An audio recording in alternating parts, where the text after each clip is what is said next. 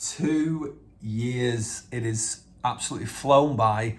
So honestly, patience is key. The first few weeks, the first few months even are tough, but I would say after about month 4, month 5, it really is plain sailing. I mean, honestly, for me, 2 years, it's completely flown by.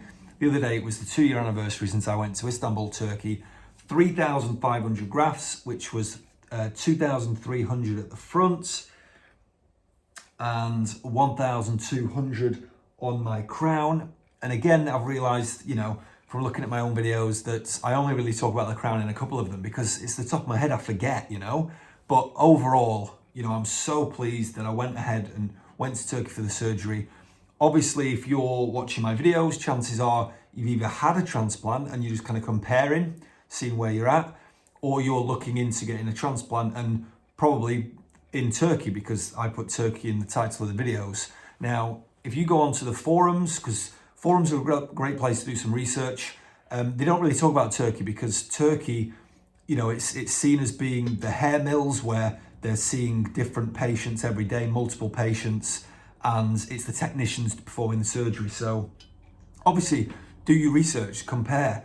If you want to have a surgeon, a top world-class surgeon, you're going to be paying 4, 5, 6 times the amount and probably waiting a lot longer. So I went to Turkey for multiple reasons. Budget. So in total, my transplant was 2,150 euros. So that also included 1 round of PRP, which, I don't know a lot about PRP. I'm not going to try and even pretend. I mean, that's the thing. I'm not giving any medical advice on this channel. I'm just talking about my experience. So look up PRP, but it's something that even athletes and footballers use when they get an injury. They extract some blood cells, do something with it, and then essentially put it back inside you. So it's something to help promote healing. And obviously, a hair transplant is a really serious surgery, So you are essentially creating wounds, aren't you? So you need that healing process.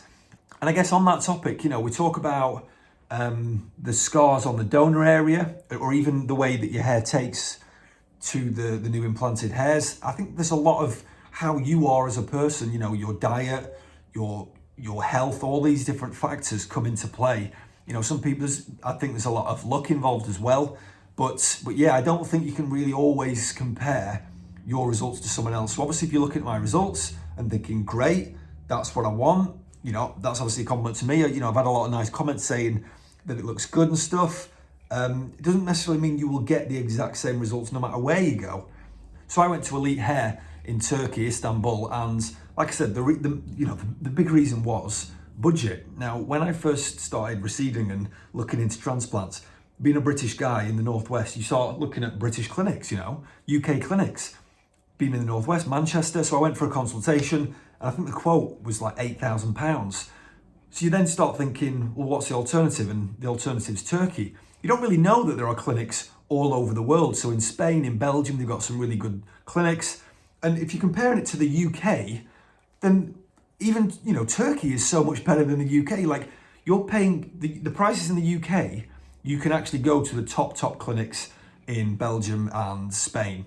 So, when I compare what my hair looks like and how much I've paid for it and everything to what I could have paid in the UK, it's just a no-brainer for me, I'm sure there are a couple of, really well-considered doctors, surgeons in the UK, but on the whole, you're kind of dealing with the same things you are in Turkey. So I think the only thing that puts people off going to Turkey is the fact that you're going 5 hours on a flight, unknown country, but, Turkey, beautiful country actually, and as far as I'm aware, my experience is a really safe place.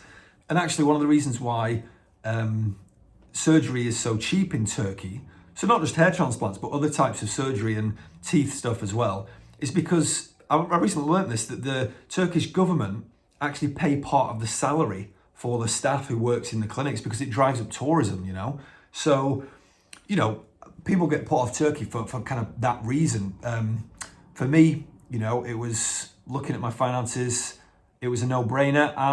And from where I am now, as the title says, was it worth it? Yes, it was. To go from what I did to this for the price paid, then of course it was worth it. You've got to have that realistic expectation, I think, as well. For me, I went in thinking as long as it looks better than it did before, then it's going to be worth it. So One of the questions asked recently was, do I know who the technicians were that performed the surgery? And the answer is no. So I guess that is partly, the downside, that they employ so many technicians, you don't know who you're getting.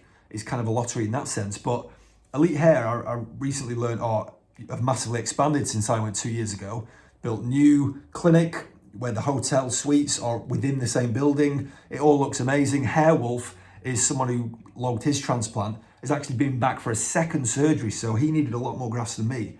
He had the front done and now he's gone back for the top. So if you are particularly looking at crown, obviously I'm very happy with mine.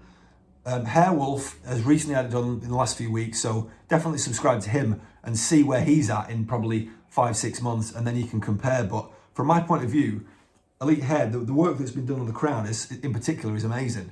The front, obviously I've discussed this, could the hairline have come down lower?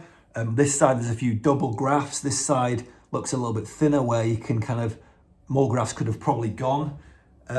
So it's one of those where that's obviously been a big discussion. So many comments saying, I don't need another surgery. And I agree, I do not need another surgery. Do I want another surgery? That's a different matter, but do I need it? What you've got to remember, it's an elective surgery. You don't have to have surgery.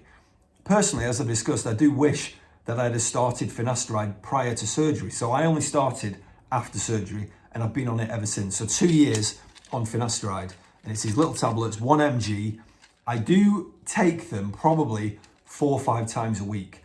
Now that I've not reduced it down to any reason, like any side effects. I've not had any of the side effects. Again, reading on the forums, a lot of guys are worried about the sexual side effects, so erectile dysfunction, things like that. I've had nothing like that at all. Still a horny bastard as ever. But no, that's not been something that's come up for me at all. In the beginning, I got like a little tiny rash that didn't itch, but it was just red, but that went away. So I've had no side effects from that.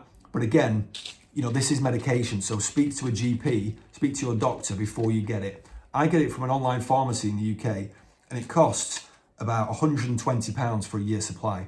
So I spent an extra £240, £250 maybe with postage and stuff, since I started, since my transplant. So that's the point. Any doctor, so Dr. Balawi, who designed my hairline, didn't perform surgery, but he designed the hairline. He was the one who said, for the crown in particular, you need to start Finasteride. I also started minoxidil, but he said to only use that for a year. Now, I don't know why, but he said just to ease it out over the last few months and then stop at a year, and I did. So I don't take anything other than the Finasteride and obviously vitamin D and biotin. But in terms of like a medication that's specifically for hair loss, it's just purely Finasteride. And I will continue with that. Any doctor in the world, any surgeon who is performing surgery on you will tell you to be on Finasteride, because this is where the hairs have come, here and here on the crown. What about the middle section? What's stopping that from continuing to recede? So that's what it is. It's there to prevent further hair loss. So obviously in my last video, I talked a lot about how my confidence has improved, and that really I want to get across again. Again, that is the main point that I've wanted to kind of log in my videos, like seeing that progression, seeing the difference, and obviously being a much happier person. I mean, obviously we live in the world of social media and stuff where we're constantly looking at ourselves, comparing ourselves. Everyone wants to look good. Transplant, as I said, it's a big deal. It really is something you can't just think, all right, I'm just going to do it. Make sure you do your research. But for me, people ask me all the time, if I could go back, would I do it again? Would I go to Elite Hair where I went? And yeah, because this is where I'm at today. So even if I do decide to get that second surgery where I might have the hairline lowered slightly and have the temporal peaks filled in, the temples, where they use nape hair, which is from the back of your neck. So that's a very specialist surgery. So I wouldn't go to Turkey or to Elite Hair for that, because it's a very specialist type of surgery where, a doctor who's been doing that kind of thing for a long time. Because actually, you'll see that when you compare people who've been to Turkey, quite often they're not getting temple work done. So I would go to one of the top surgeons if that's what I decide. But, looking at myself now, I don't need that at all, The improvement that's been done is unbelievable. So the reason why I wanted to log my transplant from the start is because when I was doing a bit of research on YouTube, I came across some great channels. Sightseeing Sam, this American guy, logged his, and essentially I kind of copied his videos in terms of the different times to put them out, like day 3, day 5, day 7, you know, the different stages to kind of really show.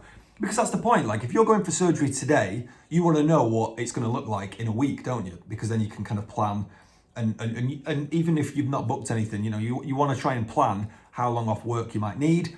Because don't forget, for me, I had my hair transplant in July 2020 during the school summer holidays. So working in education, working in a college, I had it during that 6-week period. And I literally didn't tell my students. So I was only back in work with students after about 7-8 weeks. And by that point, yes, I'd been shedding, and obviously the hair had gone, like I'd shaved, you know, they'd shaved my head when I had the surgery, but they just thought I'd shaved my head, you know? So I do think you can easily get away with people not noticing. And obviously for me, you know, I would say that my final results really came in. I wouldn't say I'd noticed much difference from about 6 months, 8 months, something like that, you know. It's 2 years now. Go back to my 1-year video. I don't think it looks much different at all, other than obviously the cut and stuff. So you may have seen that I was in the Regal Gentleman studio getting my hair cut by the barber Dan Gregory. And obviously he styled my hair up, which was a massive compliment really. You know, I told him I'd had the transplant.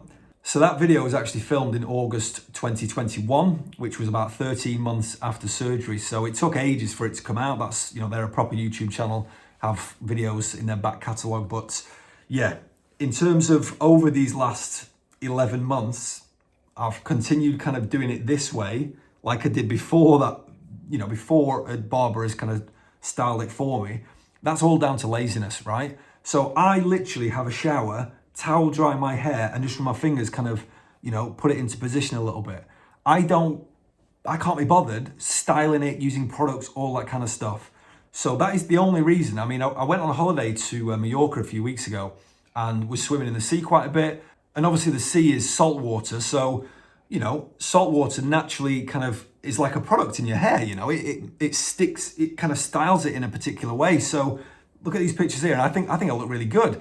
But I can't be bothered buying a salt spray and styling it, spending time blow drying my hair and all that. So that is the only reason why I've not really changed my style, I guess, just down to laziness.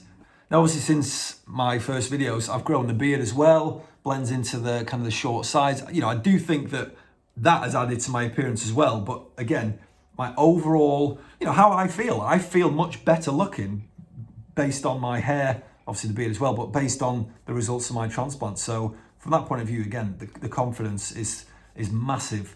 So if you are planning to go to Turkey, you've done enough research, you know the fact that it's technicians performing the surgery, you know what you're getting yourself into, you know the kind of potential downfall in terms of the donor is not perfect. It's one of those where I don't see the back of my head. So if I did get that second surgery by a really top world-class surgeon, they can actually extract follicles in the positions to then homogenize the whole donor area so it doesn't look as patchy, if that makes sense. So an actual second small surgery of 1,000 grafts wouldn't actually be a bad thing.